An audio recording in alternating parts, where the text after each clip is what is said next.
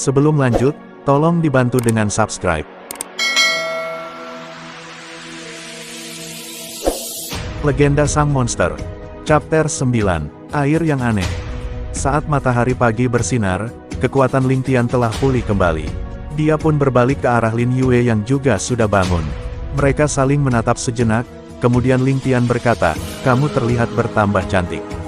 Wajah Lin Yue memerah mendengar sanjungan Ling Tian itu, lalu dia menundukkan kepalanya sambil memainkan jari-jarinya karena tidak tahu harus berbuat apa. Ling Tian yang melihat tingkah Lin Yue tersebut ingin tertawa, tetapi dia menahannya. "Saatnya kita lanjutkan perjalanan," ujar Ling Tian sambil bangkit dari duduknya. Lin Yue hanya mengangguk, kemudian mereka pun keluar dari gua dan langsung naik ke atas kuda masing-masing. Udara di kedalaman hutan ini sangat sejuk, energi langit dan bumi juga sangat tebal yang membuat mereka berdua tampak bersemangat. Beberapa menit kemudian, Ling Tian telah merasakan sekumpulan binatang roh tingkat 3 yang sedang memangsa seekor binatang roh lainnya. Kayaknya hari ini akan sedikit sibuk, gumam Ling Tian pelan yang membuat Lin Yue semakin meningkatkan kewaspadaannya. Ling Tian kemudian membawa Lin Yue mendekati beberapa binatang roh tersebut. Tubuh Lin Yue bergetar saat melihat pemandangan di depan matanya. Itu adalah sekumpulan banteng api yang sedang memangsa macan taring baja. Kultivasi banteng api sama seperti kultivasi macan taring baja, yaitu pada tahap kelima bintang emas.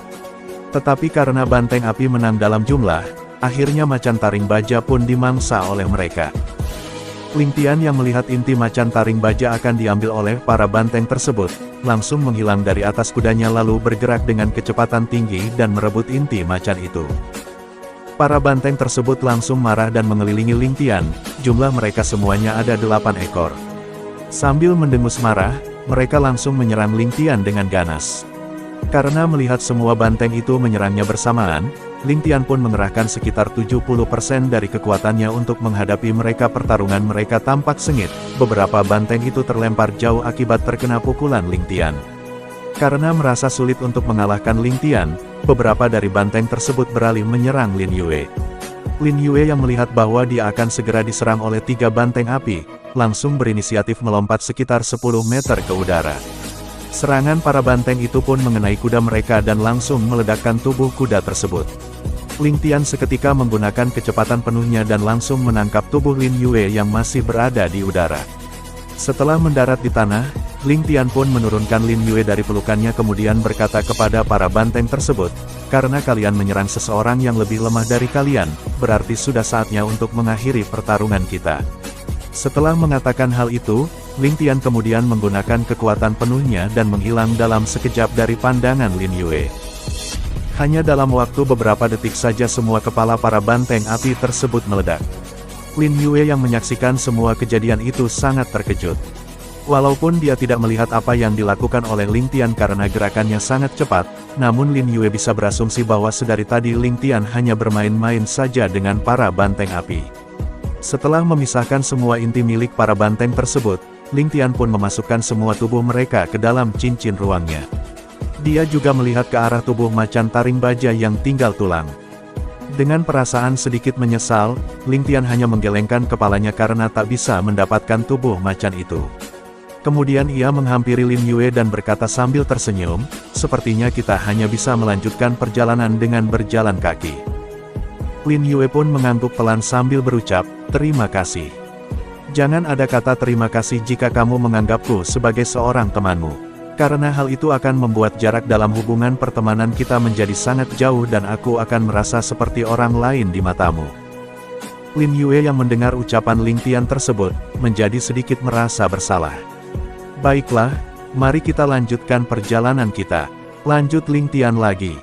Dalam perjalanan mereka, Lin Yue akhirnya sedikit mulai mengenal dan memahami sifat Ling Tian bahwa Ling Tian akan sangat baik kepada keluarga dan teman-temannya. Tetapi, jika terhadap musuh-musuhnya, dia tidak akan pernah mengampuni mereka. Bila seseorang memberikan satu kebaikan padanya, Ling Tian akan membalasnya dengan 10 kali kebaikan. Tapi sebaliknya, jika seseorang melakukan kejahatan padanya, itu berarti akhir dari orang tersebut telah ditentukan oleh Ling Tian sendiri. "Apakah kamu tidak dicari oleh keluargamu?" tanya Ling Tian memecah kesunyian di antara mereka. "Mungkin sekarang mereka telah mencariku." "Hai, Karena ini baru pertama kalinya aku meninggalkan klan dalam waktu yang lama, tanpa sepengetahuan mereka semua. Hehehe, semoga semua orang tidak salah paham dan menuduhku membawa lari putri mereka, ucap Ling Tian sambil tertawa lirih. Nanti aku sendiri yang akan menjelaskan kepada keluargaku jika mereka semua salah paham. Karena aku sendirilah yang ingin ikut kamu ke sini. Setelah beberapa saat berjalan, Ling Tian tiba-tiba menghentikan langkah kakinya. Dia merasakan ada aura yang sangat kuat menuju ke arah mereka. Berdiri di belakangku, seru Ling Tian yang mengagetkan Lin Yue, lalu dengan cepat dia pun berdiri di belakang Ling Tian. Beberapa saat kemudian, sosok yang tingginya sama seperti Ling Tian, berdiri di hadapan mereka. Wajahnya sangat seram dan matanya merah menyala. Itu adalah monyet iblis yang kultivasinya berada pada tahap ke-6 bintang emas. Monyet iblis sejenak memperhatikan Ling Tian dan Lin Yue. Setelah itu, dia pun bergerak sangat cepat dan langsung menyerang ke arah mereka. Ling Tian juga segera menyambut serangan monyet iblis tersebut. Pertarungan mereka berdua akhirnya telah dimulai. Us. Suara hembusan angin dari gerakan yang dihasilkan oleh keduanya terdengar di telinga Lin Yue. Namun, yang terlihat di mata Lin Yue hanyalah dua kilatan bayangan yang saling beradu. Kecepatan mereka sama, dan kekuatan keduanya pun seimbang. Saat monyet itu memukulnya, Ling Tian pun menyambut dengan pukulannya juga. Dia ingin menguji sampai di mana batas kekuatannya. Mereka berdua bersamaan mundur sekitar 3 meter, kemudian langsung bertempur kembali. Pukulan dan tendangan mereka terus beradu. Setelah 1 jam, pertarungan keduanya semakin bertambah sengit. Banyak pohon-pohon yang tumbang dan tanah yang penuh dengan lubang akibat pertarungan tersebut. Lin Yue yang sedari tadi hanya bisa melihat bayang mereka berdua, tampak merasakan kengerian dari pertarungan itu. Aura dari pertarungan keduanya membuat para binatang roh yang tingkat kultivasinya di bawah mereka, segera menghindar dan berlari sangat jauh karena takut terkena dampak dari pertarungan tersebut. Ling Tian juga sengaja menjauhkan pertarungan mereka dari Lin Yue, agar dia tidak ikut terkena dampak dari pertarungan itu. Tak terasa 3 jam pun telah berlalu, namun pertarungan mereka belum ada tanda-tanda untuk berakhir. Pakaian Ling Tian telah compang-camping seperti pengemis dan dari tubuhnya juga terlihat beberapa luka, darah segar pun ikut mewarnai pakaiannya. Kondisi dari monyet iblis itu pun tidak jauh berbeda dengan Ling Tian, tubuhnya juga penuh dengan luka. Darah berwarna hijau terlihat mengalir keluar dari luka-lukanya tersebut. ROAR. Ling Tian kemudian menggunakan teknik auman Dewa Naga dan mengarahkannya tepat di depan monyet iblis itu, hingga menyebabkan gendang telinga monyet tersebut meledak. Konsentrasinya pada pertarungan juga langsung menghilang. Ling Tian tidak menyia-nyiakan sedikitpun kesempatan itu. Dengan menggunakan kecepatan penuhnya dari teknik langkah Dewa Naga, dia telah tiba di depan monyet iblis tersebut. Kemudian Ling Tian menggunakan kekuatan penuhnya pada teknik pukulan Dewa Naga dan langsung melayangkan tinjunya ke arah jantung sang monyet iblis. Boom! Tubuh monyet tersebut terhempas dan menabrak tanah hingga membentuk sebuah lubang yang besar. Jantungnya pun langsung meledak dan dadanya juga memiliki lubang yang tertembus oleh tangan Ling Tian. Ling Tian bergerak dengan cepat ke arah tubuh monyet iblis yang sudah tak bernyawa itu. Lalu dia segera memasukkannya ke dalam cincin ruangnya. Setelah melakukan hal tersebut, Ling Tian memalingkan wajahnya ke arah Lin Yue yang menatapnya dengan sangat cemas. Lalu kemudian tersenyum sambil mengangkat jempolnya ke arah Lin Yue, dan akhirnya dia pun jatuh tak sadarkan diri. Lin Yue segera bergegas dengan kecepatan penuhnya ke tempat Ling Tian terbaring. Dia mencoba membangunkannya, tapi Ling Tian tetap tak bergeming. Wajah Lin Yue pun langsung berubah pucat melihat kondisi Ling Tian. Dia kemudian menggendong tubuh Ling Tian dengan sangat panik, lalu mencari sebuah gua untuk tempat bersembunyi dari binatang roh lainnya. Setelah berlari beberapa saat, Lin Yue akhirnya menemukan sebuah gua yang sangat luas dan itu juga merupakan tempat tinggal dari monyet iblis yang baru saja dibunuh oleh Ling Tian.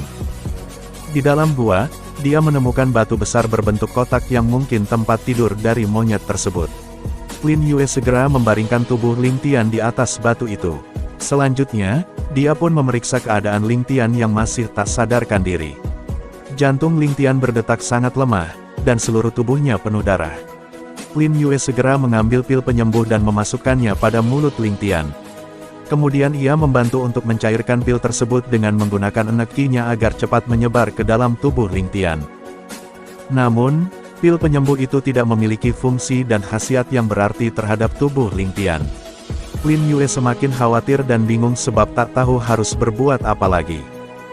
Karena sudah tak tahan dengan kebingungannya sendiri, Lin Yue pun menangis sambil memeluk tubuh Ling Tian.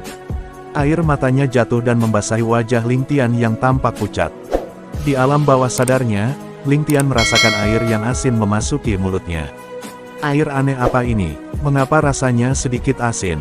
Apakah aku sedang berada di lautan? Bersambung.